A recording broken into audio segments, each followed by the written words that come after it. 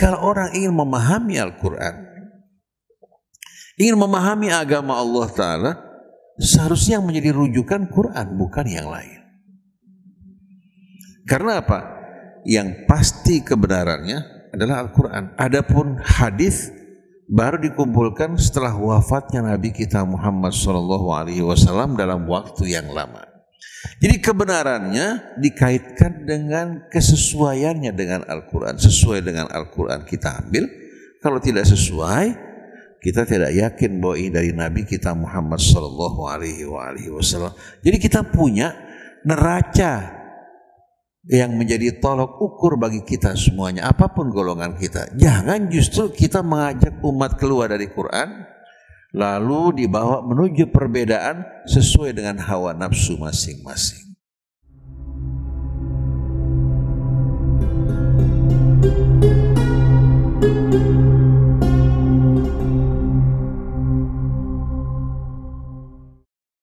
Bismillahirrahmanirrahim. Alhamdulillahi rabbil alamin. Allahumma salli ala sayyidina wa nabiyina Muhammadin wa alihi at-tayyibin wa sahabatihi al-qulil mayamin wa tabi'ina lahum bi ihsanin ila yaumiddin. Assalamu alayka ya Rasulullah. Assalamu ala ahli baitika at-tayyibin wa sahabatika al-ghurril mayamin. Wassalamu alayna wa ala ibadillahi salihin. Wassalamu alaikum warahmatullahi wabarakatuh. Alhamdulillah, Allah kembali menghidupkan kita di pagi hari ini. Semoga lembaran kita yang tersisa berisikan dengan taubatan nasuha, amalan saleh yang diridhai Allah, serta perjuangan di jalannya dengan penuh ketulusan, menjadi bekal bagi kita untuk dapat berkumpul bersama junjungan kecintaan kita semua, Nabi besar Muhammad sallallahu alaihi wasallam. Allah jadikan Rasulnya sebagai saksi, telah menyampaikan amanat Allah, telah memberikan peringatan kepada manusia, telah menjelaskan kepada mereka tujuan hidup mereka, dari mana mereka berasal, untuk apa mereka hidup, kemana mereka akan pergi, dan bagaimana cara hidup yang benar. Semua diterangkan oleh Rasul melalui kitab suci yang Allah turunkan, juga melalui kehidupan beliau yang merupakan refleksi dari Al-Quran. Oleh karena itu Rasul dan Al-Quran tak dapat dipisahkan di antara keduanya. Allah menurunkan kitabnya, memerintahkan Rasul untuk menyampaikan, maka penyampaian Rasul tidak mungkin bertentangan dengan Allah yang mengutusnya. Maka antara sunnah Rasul dan sunnah Allah pasti seiring seirama. Rasul bertanya kepada para sahabat pada haji yang terakhir, haji perpisahan sebelum Rasulullah wafat.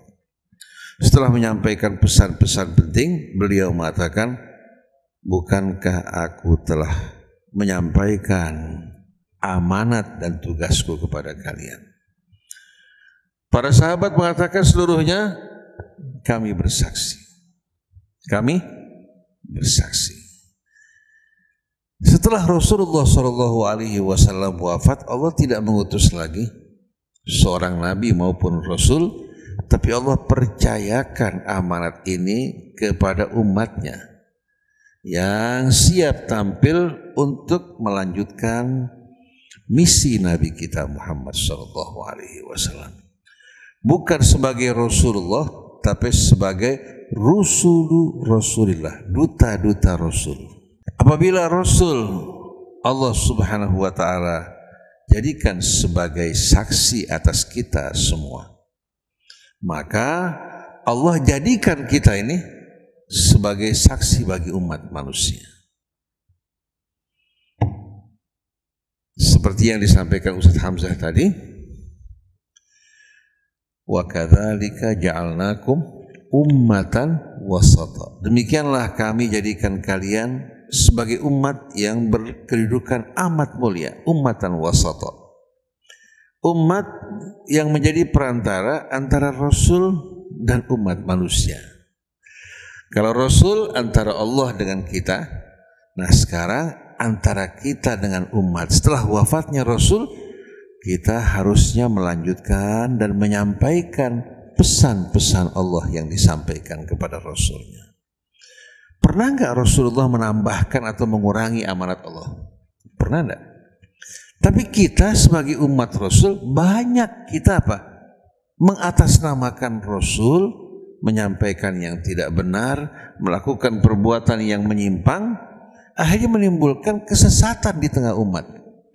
Karena kita bukan menyampaikan amanat Allah Subhanahu wa taala, amanat Rasulnya, tapi yang kita sampaikan hawa nafsu kita, fanatisme kita, penyimpangan kita, tapi dengan mengatasnamakan Nabi kita Muhammad sallallahu alaihi wasallam. Jadi seharusnya sebagaimana Rasulullah membacakan Al-Quran, menerangkannya dan menerapkannya, kita juga melakukan hal yang sama. Karena kitab suci Al-Quran merupakan rukun iman. Jadi bukan hanya sekedar satu kewajiban ya, yang kita percaya secara apa? Secara hamishi yang tidak penting, tapi dia rukun dari iman kita. Dan dia merupakan hujjah Allah, merupakan argumentasi Allah. Pada ayat 89 dari surah An-Nahl, Allah berfirman, wa yauma nab'atsu fi kulli ummatin syahidan min anfusihim wa ji'na bika syahidan ala haula wa nazzalna 'alaikal kitaba tibyanan likulli syai' wa hudan wa rahmatan wa busyra lil muslimin. Ini ayat 89 suratul Nahl. Dan perhatikan, ingatlah, camkan, ketika kami mengangkat dari setiap umat saksi yang berasal dari kalangan mereka, bukan orang asing, orang yang mereka kenali akhlaknya, pribadinya, tumbuh di tengah-tengah mereka, agar mereka tidak merasa ragu, sebagaimana Nabi yang tumbuh di tengah-tengah mereka. Wajibna bika syahidan ala haula, dan kami ya menghadirkan kamu wahai Rasulullah ala haula. Haula itu adalah orang-orang yang hidup pada masa Rasul. Demikian pula kita yang merupakan kelanjutan dari umat Nabi kita Muhammad sallallahu alaihi wasallam. Kita bukan umatnya Imam Syafi'i, umatnya Imam Malik, Imam Ahmad bin Hanbal atau Abu Hanifah, tapi mereka juga merupakan umat Nabi. Bukan juga umat Syiah, umat Sunnah, bukan juga umatnya NU, Muhammadiyah, Persis, tapi umat Nabi kita Muhammad SAW. Kira-kira Bapak Ibu akan memilih yang mana jadi umat Rasul? Sedangkan Imam Syafi'inya, Imam Maliknya semua merupakan umat Rasul. Mereka ingin bernaung di bawah naungan Rasul. Yang mereka sampaikan tidak bertentangan dengan Rasul, tapi yang di bawah ini hansip-hansip lebih galak daripada jenderalnya. Kemudian wa nazzalna 'alaikal kitab, dan kami telah menurunkan kepadamu wahai Rasulullah Alkitab secara bertahap agar dapat difahami dan diamalkan. Tibyanan likulli syai', sebagai penjelasan, penerangan bagi segala sesuatu. Jadi Quran ini sebuah kitab yang menerangkan, menjelaskan segala sesuatu sebagai nur, bukan sebaliknya. Malah Quran yang diterangi, seolah-olah Quran merupakan kegelapan yang membutuhkan penerangan, tapi sebaliknya, qad ja'akum minallahi nurun wa kitabun mubin, telah datang kepada kalian dari Allah nur dan kitab yang memberikan penerangan. Dalam surat An-Nur Allah gambarkan kitab sucinya nurun ala nur, nur di atas nur. Tapi karena kita tidak tekun merenungkan Al-Quran, Akhirnya karena tidak memahami maksud ayat Al-Quran, padahal keterangannya terdapat dalam Al-Quran, kita mengambil penerangan-penerangan dari luar. Akhirnya apa? Terjadi pertentangan dan perselisihan. Jadi kami turunkan kepadamu, wahai Rasulullah, Alkitab secara bertahap sebagai tibyanan likulli syai', penjelasan bagi segala sesuatu. Lalu Allah jelaskan bagaimana rahasia keagungan Al-Quran, wahudan, dia berperan sebagai petunjuk, warahmatan, bukan hanya petunjuk tapi juga rahmat, yang mengikutinya akan berada di bawah naungan rahmat Allah. Kemudian wabusyra lil muslimin, dan juga kabar gembira bagi orang yang berserah diri. Jadi kita mengikuti Rasul sebagai saksi, kitab kesaksiannya Al-Quran. Kita mengikuti Rasul atas perintah Allah, dan kitab kesaksian kita Al-Quran. Jadi kalau orang ingin memahami Al-Quran, ingin memahami agama Allah Ta'ala, seharusnya yang menjadi rujukan Quran, bukan yang lain. Karena apa? Yang pasti kebenarannya adalah Al-Quran. Adapun hadis baru dikumpulkan setelah wafatnya Nabi kita Muhammad SAW dalam waktu yang lama. Jadi kebenarannya dikaitkan dengan kesesuaiannya dengan Al-Quran. Sesuai dengan Al-Quran kita ambil. Kalau tidak sesuai, kita tidak yakin bahwa ini dari Nabi kita Muhammad SAW. Jadi kita punya neraca yang menjadi tolok ukur bagi kita semuanya, apapun golongan kita. Jangan justru kita mengajak umat keluar dari Quran lalu dibawa menuju perbedaan sesuai dengan hawa nafsu masing-masing. Jadi para jamaah sekalian, antum ini orang-orang yang dipilih oleh Allah. Allah menunjuk enggak? Ustadz Ali, kamu menjadi saksi untuk menyampaikan amanat Allah. Ada nggak tujukan? Ada nggak pelantikan? Nggak ada. Saya juga nggak dilantik. Ustadz Ali nggak dilantik. Tapi Allah Subhanahu Wa Taala anugerahkan kemuliaan ini bagi siapa-siapa yang mau mendapatkan kemuliaan, yang mendapatkan keagungan di sisi Allah. Wal takun minkum ummatun yad'una ilal khairi wa ya'muruna bil ma'ruf wa yanhauna 'anil munkar wa ulaika humul muflihun.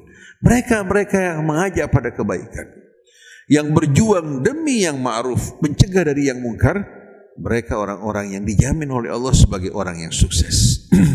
Kemudian Allah juga menawarkan kepada kita semua, tanpa ada perbedaan apapun sukunya, apapun bangsanya, warna kulitnya, kuntum khaira ummah. Allah nggak bilang antum, tidak bilang antum, tapi kuntum. Kenapa? Kalau antum tanpa ada keterangan waktu. Tapi kalau kuntum menjelaskan bahwa ini ketetapan Allah bukan baru semenjak Nabi diutus, tapi semenjak jauh-jauh hari. Bahkan sebelum kakek kita diturunkan, Allah sudah menetapkan umat yang terakhir ini menjadi sebaik-baiknya umat. Tapi bukan tanpa syarat. Dengan syarat ta'muruna bil ma'ruf. Kalian bersama-sama mengajak kepada yang ma'ruf, berjuang demi mensosialisasikan nilai-nilai universal yang sejalan dengan fitrah dan kebenaran. Wa tanhauna 'anil munkar, dan kalian berjuang untuk mencegah dari yang mungkar, hingga opini masyarakat sehat. Tidak seperti saat ini yang disosialisasikan justru hal-hal yang tidak benar, yang benar ditutup-tutupi, bahkan dihalang-halangi. Wa tu'minuna billah, dan dalam semua ini dasar perjuangan kalian adalah iman kepada Allah. Ini penawaran untuk kalangan khusus apa untuk semua orang? Untuk laki-laki saja atau perempuan juga? Untuk semua orang. Jadi kalau Bapak Ibu siap untuk mengemban amanat ini, Bapak akan menjadi sebaik-baiknya umat. Rugi kalau seandainya kita membiarkan kehidupan kita yang begitu berharga menjadi sia-sia.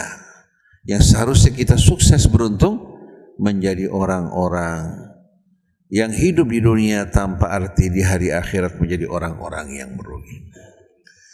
Jadi Bapak Ibu harus tahu Islam ini rahmatan lil alamin. Nah, mereka-mereka yang membawa Islam di tengah-tengah umat bersatu dalam agama Allah Subhanahu wa taala, orang yang meraih keberuntungan terbesar. Jadi Bapak Ibu jangan pernah merasa diri kita ini rendah. Dengan iman dan Islam kita mulia.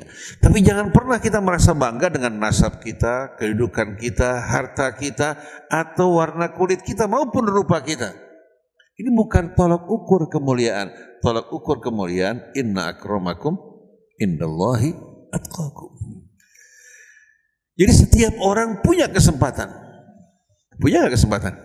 Ibu-ibu bisa menyampaikan amanat Allah, mempelajari ayat Al-Quran yang ibu dengar dari Ustadz Hamzah, dari Ustadz siapapun juga, ibu sampaikan lagi kepada keluarga dan orang di sekitar. Kalau pesan berantai disampaikan, kira-kira Islam akan berkembang apa tidak? Tapi kalau kita mendengar tapi tidak menyampaikan, sayang, sungguh sayang. Jadi umat Nabi ini Allah berikan amanat yang besar. Kalau Bani Israel setiap Nabi wafat dilanjutkan dengan Nabi berikutnya. Kalau umat Nabi kita, begitu Nabi wafat, amanat ini ditawarkan kepada umatnya. Ini betul-betul merupakan karunia Allah yang tak terhingga. Nah, sekarang kembali perlu kita tegaskan tadi apa yang disampaikan Ustadz Hamzah. Pada ayat 77 suratul Hajj, sebelum ayat tadi wajahidu fillahi haqqa jihadi, ada satu ayat yang kalau kita resapi mengandung petunjuk yang amat mendalam. Ya ayyuhalladzina amanu rka'u wasjudu wa'budu rabbakum waf'alul khair la'allakum tuflihun.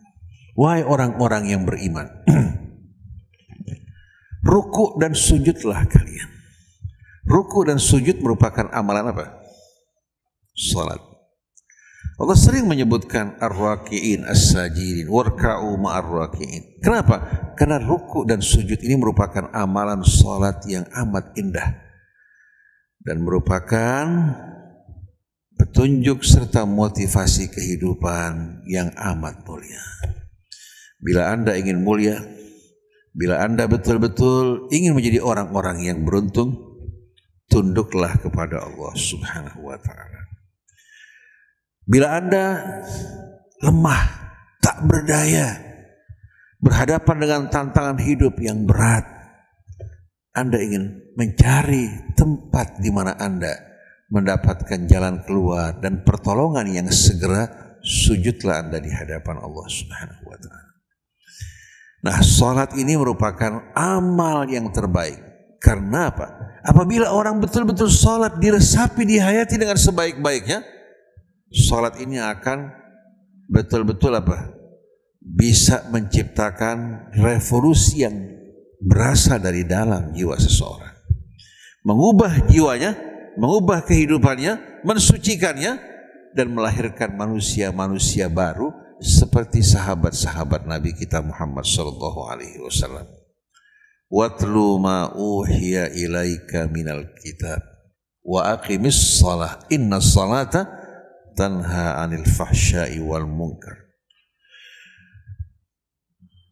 Dan bacalah, renungkan apa yang diwahyukan kepadamu wahai Rasulullah dari Alkitab, dan dirikan salat. Dalam salat orang membaca ayat-ayat Alkitab. Dan ketahuilah bahwa salat ini akan dapat mencegah seorang dari perbuatan mungkar. Pencegahan datang dari dalam dirinya, menjauhkan dia dari syaitan, membentengi jiwanya, dan mengarahkan dia kepada Allah. Oleh karena itu seluruh amalan salat dari mulai takbir sampai salam semua merupakan amalan-amalan yang indah. Oleh karena itu kita perlu belajar salat, bukan belajar amalan salat yang lahir, tapi mempelajari amalan salat yang batin. Nanti insyaallah bersama Ustaz Hamzah kita akan renungkan dari mulai takbiratul ihram hingga salam, semuanya berisikan pesan penting yang kalau kita resapi, kita lakukan, insya Allah akan melahirkan manusia-manusia yang baru sebagaimana kelahiran para sahabat Nabi kita Muhammad sallallahu alaihi wasallam. Dari manusia yang tenggelam dalam kejahiliahan, Allah keluarkan mereka dari kegelapan menuju kehidupan yang terang benderang. Kalau bapak ibu mengamalkan sholat dengan benar, bapak dan ibu akan menjadi orang yang tidak gentar menghadapi hidup ini, menjadi orang yang penuh rasa percaya diri. Bagaimana tidak? Kita percayakan hidup kita kepada Allah, pencipta kita, penguasa langit dan bumi. Idza arada syai'an an yaqula lahu kun. Pada saat kita ruku, bukan hanya sekedar kita ruku menundukkan tubuh kita, tapi jiwa kita juga tunduk di hadapan Allah, siap untuk melaksanakan perintah Allah. Di saat kita lemah, begitu kita tersungkur sujud di hadapan Allah, berharap dengan penuh kerendahan kepadanya, bala bantuan Allah akan datang segera. Dengan penuh kehormatan tanpa ada kehinaan. Coba kalau Anda sujud di hadapan seseorang seperti mantan Menteri Budi Ari di hadapan Jokowi, hina apa mulia? Hina. Kalau bapak ibu mengeluh kepada manusia, bapak ibu akan merasa kecil. Bahkan bisa-bisa kalau kita datang kepada orang yang akhlaknya tidak baik, dia akan cerita kepada orang, si fulan datang minta bantuan kepada saya. Tapi kalau kepada Allah, kita mulia apa hina? Iyyaka na'budu wa iyyaka nasta'in. Oleh karena itu salat ini, saya merasakan betul-betul salat ini betul-betul merupakan apa? Kebangkitan bagi seorang mukmin yang mengarahkan dia kepada Allah, masuk ke dalam rahmatnya, ke dalam perlindungannya, dibentengi dari godaan dan gangguan syaitan, dan akan membuat dia lahir kembali seperti lahirnya Bilal, Salman, Yasir, Sumayyah. Bukan hanya pemuka-pemuka Quraisy, tapi kalangan hamba sahaya bisa menjadi orang-orang yang mengisi lembaran sejarah dengan tinta emas, duduk bersama Rasul sebagai sahabatnya. Kira-kira bapak ibu ingin apa tidak? Jadi kita ingin belajar agama ini bukan sekedar hanya mencerahkan wawasan kita, tapi ingin kita resapi, kita hayati, dan menjadikan kita manusia mulia yang meraih keberuntungan. Oleh karena itu dalam sebuah riwayat sebagai penutup kajian kita, kana Rasulullah sallallahu alaihi wa alihi wasallam idza hazabahu amrun fazi'a ila shalah.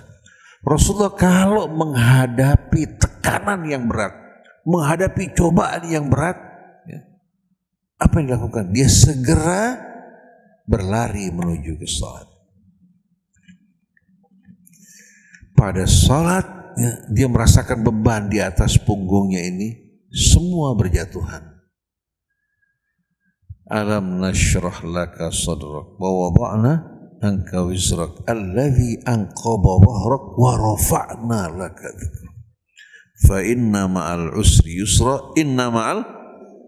Siapa yang melapangkan dada Rasul, siapa yang mengangkat bebannya Allah, melalui salat Allah akan angkat beban-beban hidup kita. Oleh karena itu Allah berfirman, wasta'inu bis sabri was salah. Hendaklah kalian cari bala bantuan kalian dalam menghadapi cobaan hidup ini dengan salat. Menghubungkan kamu yang lemah dengan Allah yang maha kuasa, kamu yang miskin dengan Allah yang maha kaya. Semua kebutuhanmu ada pada Allah, tanpa kita perlu datang kepada selainnya. Tapi kalau datang pada manusia, dia mampu dalam bidang ini, nggak mampu dalam bidang lain. Betul tidak? Tapi kalau Allah subhanahu wa ta'ala adalah penguasa yang maha agung, penguasa yang super masif dalam segala hal, mampu untuk memenuhi kebutuhan kita. Tak ada satupun yang tak kuasa untuk Allah subhanahu wa ta'ala penuhi. Kenapa kita harus datang pada selain Allah? Seperti Imam Ali Zainal Abidin mengatakan, ajaban liman arafallah. Sungguh mengherankan orang yang kenal Allah, fayarju wa yakhafu min ghairi. Lalu dia berharap dan takut kepada selainnya. Ini bekal hidup yang paling utama. Saya yakin kalau bapak ibu memiliki bekal hidup seperti ini, bapak tidak akan pernah sama sekali iri dengan apa yang di tangan orang lain, tidak pernah merasa rendah, tidak juga akan merasa sombong Karena semua nikmat Allah Subhanahu wa ta'ala. Kalau TNI kita, kepolisian kita, pejabat kita memiliki bekal seperti ini, apa jadinya?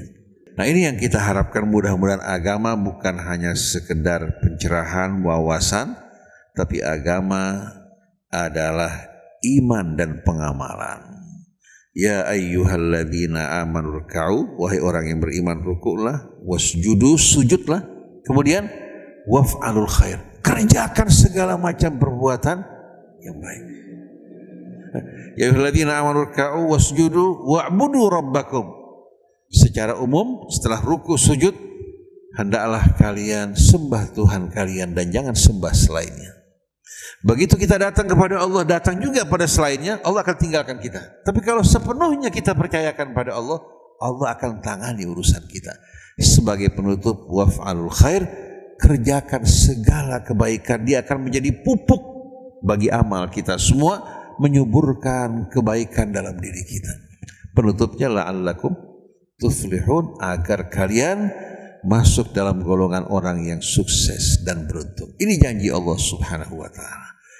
Ini merupakan janji yang tidak akan diingkari. Mudah-mudahan Bapak Ibu semua meraih kemuliaan ini. Subhanakallahumma wa bihamdik, asyhadu an la ilaha illa anta, astaghfiruka wa atubu ilaik. Nah, bagi yang mau bertanya silakan.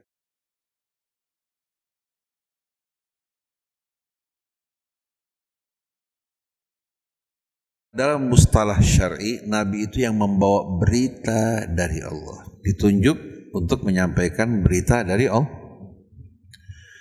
Cuma mereka tidak menerima risalah secara langsung. Tidak menerima risalah secara langsung, tapi mereka menyampaikan pesan-pesan Allah yang diturunkan kepada Rasul sebelumnya. Contohnya, Nabi Musa menerima Taurat. Nabi-nabi Bani Israel yang datang setelah itu, mereka menyampaikan apa yang Allah turunkan dalam kitab Taurat. Adapun berkaitan dengan ismah, ya, artinya penjagaan diri mereka, dengan sendiri kita harus fahami beda antara pilihan kita dengan pilihan Allah. Kalau pilihan manusia memilih seorang pemimpin yang dianggap baik, bisa saja salah. Orang Betawi bilang bisa kecelek. Penampilannya menarik, bahasanya tutur katanya luar biasa indah, padahal ternyata apa? Orang ini menyimpan tujuan yang tidak baik. Wa idza ra'aitahum tu'jibuka ajsamuhum. Kalau kamu lihat tubuh mereka luar biasa menarik penampilannya. Wa idza ra'aitahum tu'jibuka ajsamuhum wa iyyaqulu tasma' liqaulihim. Kalau mereka bicara, kamu akan terpukau, terpesona mendengarkan ucapan mereka, program-program yang luar biasa indah. Wa iyyaqulu tasma' liqaulihim ka'annahum khusyubum musannada.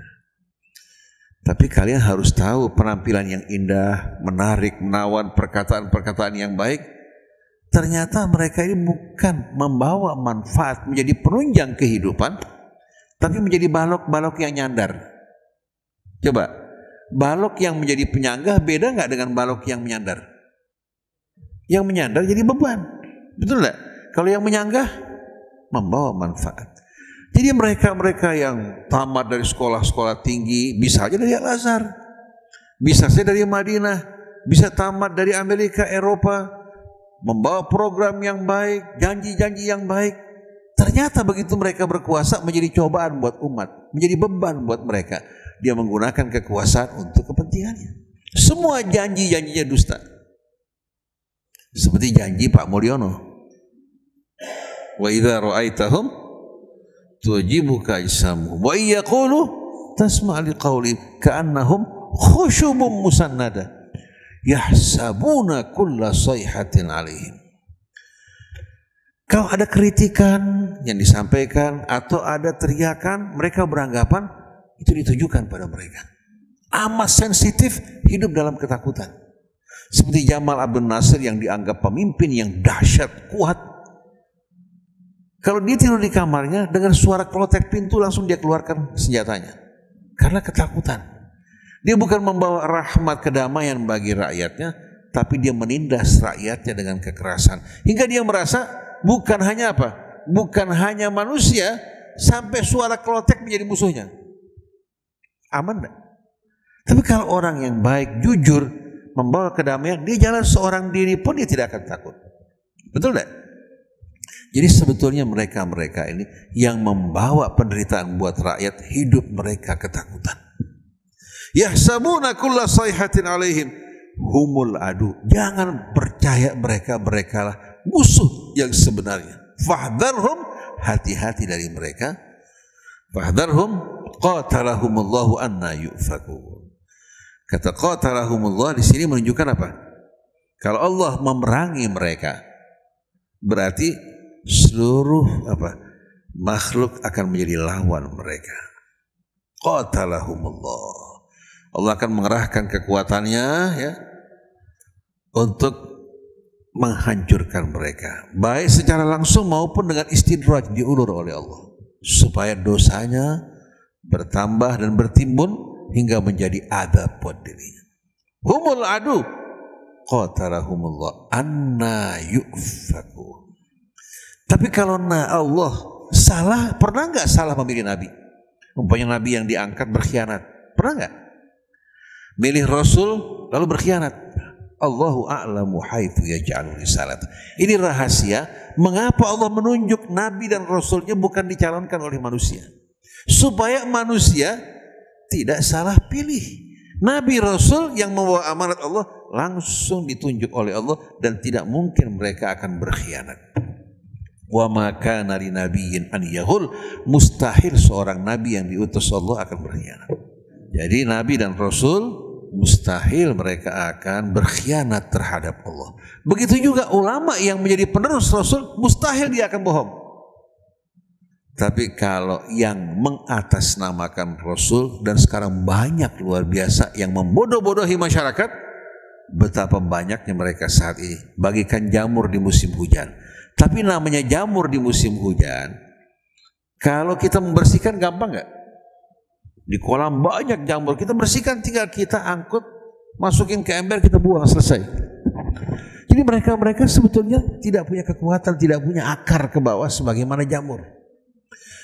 Tapi sayang, umat kita di Indonesia ini suka dibully, suka dibohongi. Yang penting terima beras, terima baju, kaos, silahkan bully saya. Kayak ada kebahagiaan untuk dibully. Jadi sampai kapan kita akan bisa mendapatkan pemimpin yang soleh beriman kalau kita tidak tulus dalam memilih pemimpin kita? Jangan karena dia NU kita pilih, mentang-mentang kita orang NU. Karena orang Muhammadiyah kita pilih, mentang-mentang kita orang, karena dia Golkar atau PDIP. Pilih pemimpin yang terbaik tanpa melihat latar belakang mereka. Itu yang seharusnya kita lakui. Nah insya Allah mudah-mudahan kalau orang-orang Indonesia sudah dewasa, memilih bukan karena suap yang diberikan kepadanya, tapi memilih betul-betul karena menginginkan pemimpin yang baik dan soleh, insya Allah mereka akan mendapatkan pemimpin yang mereka harapkan. Nah kita doakan mudah-mudahan pemimpin sekarang ini yang dipilih, kita doakan mudah-mudahan mereka bisa betul-betul menjadi orang yang bertanggung jawab. Apalagi Bapak Prabowo kan usianya sudah berapa? 70 lebih. Kita saja tiap malam sering mimpi tidak bangkit lagi. Apalagi yang diharapkan? Tapi kalau Pak Prabowo bisa memimpin dengan baik, membersihkan kotoran-kotoran yang melekat, akan dikenang sepanjang masa. Kalau tidak, dia akan berlalu sebagaimana apa? Berlalunya angin, gone with the wind katanya. Akan berlalu seperti berlalunya orang-orang yang tidak meninggalkan hal-hal yang baik. Jadi mudah-mudahan Bapak Ibu juga bisa meninggalkan sesuatu yang berarti. Gak harus punya pesantren, tapi menyampaikan ayat-ayat Allah, akhlak yang baik kepada orang di sekeliling kita, itu kontribusi yang amat indah buat Bapak Ibu sekalian.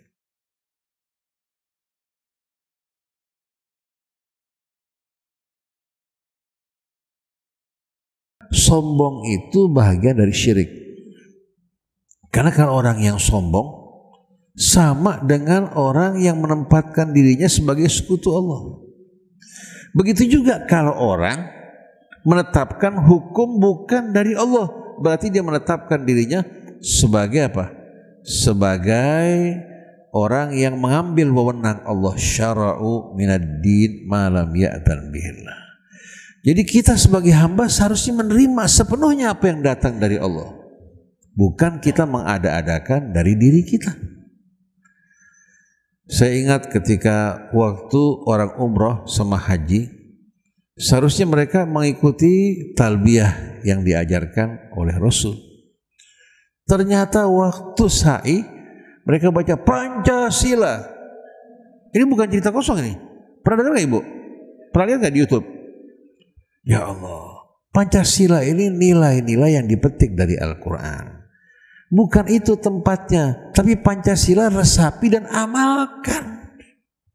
Jangan Pancasila sebagai apa dasar negara kita, tapi nggak pernah diamalkan. Adapun kita beribadah, ikuti apa yang datang dari Allah. Jadi jangan kita takut Indonesia nggak dikenal. Indonesia akan dikenal. Bangsa kita dikenal kalau mereka mengenali Allah. Kalau tidak, apa artinya coba? Bahkan bangsa-bangsa barat yang maju tanpa mereka mengenal Allah, hidup mereka berakhir dalam kehidupan dunia. Betul tidak? Jadi sombong itu merupakan apa?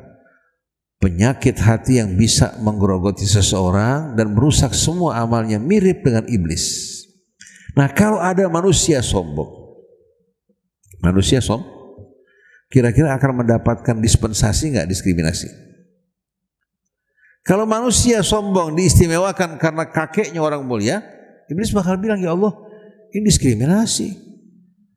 Kenapa si fulan sombong? Nggak dihukum, saya yang sombong dihukum dan diusir. Dan kita harus tahu, iblis itu sebelum dinamakan iblis, dia beribadah pada Allah selama ribuan tahun bersama para malaikat. Ketika malaikat diperintahkan, dia juga diperintahkan. Dan dia berasal dari bangsa jin. Artinya, dari sisi kontribusi, kalau kita akan kontribusi, iblis ini lebih banyak beribadah dibandingkan kita. Gara-gara sombongnya diusir oleh Allah. Jadi jangan kita pernah menyombongkan diri. Baik dia kiai, baik dia ustadz, baik dia habib, kalau sombong, langsung akan tersingkir dan mereka dijauhkan dari jamaah Nabi kita Muhammad SAW. Nabi kita manusia mulia, diundang oleh nenek-nenek untuk mampir ke rumahnya, dia mampir. Dihidangkan kikil kambing, ya. Kikil kambing itu bukan makan istimewa, dia makan. Dia minum dari bekas sahabatnya dengan penuh ketawaduan. Ini manusia termulia. Lalu apa hak kita untuk menyombongkan diri? Apa coba hak kita? Nilai kita kalau kita mengikuti Rasul bertakwa kepada Allah Subhanahu wa ta'ala.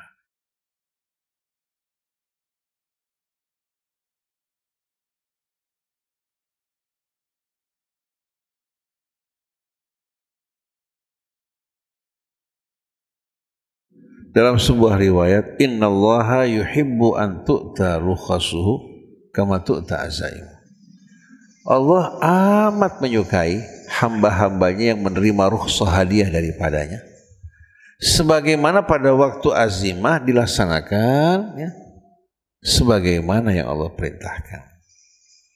Katakan 4 rakaat azimah. Lalu kita apa? Pada saat safar mendapatkan rukhsah, mengerjakan 2 rakaat. Pada saat kita menerima hadiah dari Allah, Allah amat menyukai saat tersebut sebagaimana pada saat azimah kita lakukan dengan sempurna. Jadi rukhsah ini hadiah. Dan Allah berfirman, yuridullahu bikumul yusra wa la yuridu bikumul usra. Allah Subhanahu wa ta'ala dengan syariatnya menginginkan kebaikan buat kalian. Tapi kalian yang hobi cari-cari kesulitan. Betul tidak? Allah menginginkan kebaikan bagi kalian, tidak menginginkan kesulitan. Ini namanya iradah tasyri'iyah. Artinya syariatnya bersifat seperti ini. Bukan iradah takwiniyah kun fayakun. Karena kalau iradah seperti ini, gak mungkin kita rubah. Tapi kalau iradah tasyri'iyah, kembali pengamalannya pada kita. Allah menginginkan kemudahan, tidak menginginkan kesulitan. Nah, tergantung kita. Dalam hadis Nabi, inna dina yusrun walan yushadda dina ahadun illa ghalabahu. Agama ini mudah, sederhana, dan tidak ada orang yang mempersulit agama Allah kecuali dia yang akan terkapar. Kadang-kadang yang bikin sulit ini ulama, supaya kelihatan pengaruhnya besar. Orang bertanya, wah ini nggak gampang nih, ini nggak gampang. Supaya kesannya ulama apa? Padahal seharusnya dia menyampaikan yang mudah. Yassiru wala tu'assiru, jangan bikin sulit orang. Orang diperintahkan untuk menikah, menikah gampang nggak? Gampang, potong ayam satu, nikahkan selesai. Tapi dia cari kesulitan. Gedungnya harus bintang 5. Kemudian pestanya, cateringnya, catering yang terkenal. Kemudian pagar ayu. Untuk pakaiannya mengeluarkan biaya yang besar. Hadiah untuk orang-orang yang datang. Akhirnya berkembang sedikit demi sedikit, 1 miliar, 2 miliar. Kemarin ada orang menikahkan anaknya mengeluarkan 25 miliar. Padahal saudara kita di Palestina, di Indonesia banyak orang untuk bayar listrik nggak punya uang, untuk makan nggak punya uang. Tapi yang tidak waras ini keluar 25 miliar. Waras nggak? Baik Bapak Ibu, kalau mengawinkan anak nggak usah banyak-banyak pernik-pernik tetek bengeknya, bawa ke Al-Mahdi hari Sabtu pagi kita nikahkan. Betul nggak? Kalau punya uang bawain gemblong kalau perlu. Tiap orang kasih gemblong melontong isi, cukup. Betul nggak? Atau gantikan untuk makan pagi pada saat pengajian. Betul nggak? Di rumah adakan acara ala kadarnya. Kelebihan uangnya beli rumah. Nggak mau beli rumah, beli apa kek buat usaha, atau beli panci, beli penggorengan. Saya waktu menikah, hadiah yang paling saya sukai bukan pakaian mewah, penggorengan, coet, ulekan, ya. Itu semua kebutuhan dapur. Begitu kita lihat, ya Allah, hati plong, nggak perlu beli lagi. Betul nggak? Senang nggak ibu kalau dikasih gituan? Senang kan? Jangan dibawain yang bungkusannya megah, begitu dibuka berlapis-lapis. Isinya kadang-kadang nggak ada manfaatnya. Dibeliin make up macam-macam. Yang penting bukan make up luar, make up yang berasal dari dalam, yang buat wajah istri kita merawat, akhlaknya mulia, pekertinya luhur. Jangan buang-buang uang. Jadi Bapak Ibu kalau ada yang mau nikah anak Bapak Ibu, bawa kemari. Nggak perlu bayar Masjid Al-Mahdi untuk jamaah pengajian. Betul nggak? Nggak perlu bayar ustadznya, malah kita kasih hadiah kalau perlu. Nah, minggu depan insya Allah atau bulan depan ada yang mau nikah, bawa kemari. Setuju nggak para jamaah? Banyak nih ada duda-duda di sini yang belum menikah. Ustadz Ali termasuk yang belum menikah. Jadi kita tunggu kabar, insya Allah siapa-siapa yang atau Bapak Ibu yang punya kira-kira calon, bawa kepada beliau. Kita dukung. Kalau seandainya empat kita nikahkan buat beliau. Berkaitan dengan zikir, Allah berfirman, aqimis sholata lidzikri. Dirikan sholat, tujuannya bukan hanya gerakan badan, untuk membuat kita selalu ingat Allah. Zikir itu bukan dengan lisan sebetulnya, zikir dengan hati. Eling, lidah mengungkapkan yang di hati. Jadi selalu ya, di saat kita mengingat Allah dalam sholat maupun di luar sholat, masuk dalam kategori zikir. Al-Quran juga namanya zikir. Wa nazzalna ilaika adz-dzikra innal ladzina kafaru bidzikri lamma ja'ahum wa anzalna ilaika adz-dzikra litubayyana lin-nasi ma nuzila ilaihim. Jadi semua yang mengingatkan kita kepada Allah, baik tafakur, ya, baik itu sholat, di luar sholat membaca Al-Quran, semua mengajak kita untuk ingat dan kembali pada Allah. Demikianlah para jamaah sekalian. Subhanakallahumma wa bihamdik asyhadu an la ilaha illa anta astaghfiruka wa atubu ilaik. Bismillahirrahmanirrahim. Alhamdulillahirabbil alamin. Allahumma shalli ala Muhammadin wa ali Muhammad. Rabbana zalamna anfusana wa in lam taghfir lana wa tarhamna lanakunanna minal khasirin. Rabbana ighfir lana wa liwalidayna wa lil mu'minin yawma yaqumul hisab. Allahumma barik lana fi auladina wa la tadurrahum wa waffiqhum li ta'atika warzuqna birrahum. Allahumma hdina subulas salam وأخرجنا من الظلمات إلى النور بإذنك واهدنا إلى صراطك المستقيم اللهم أنت ولينا في الدنيا والآخرة أحينا مسلمين وتوفنا مسلمين وأدخلنا برحمتك في عبادك الصالحين وصل اللهم على عبدك ورسولك محمد وآله وصحبه وسلم والحمد لله رب العالمين والسلام عليكم ورحمة الله وبركاته.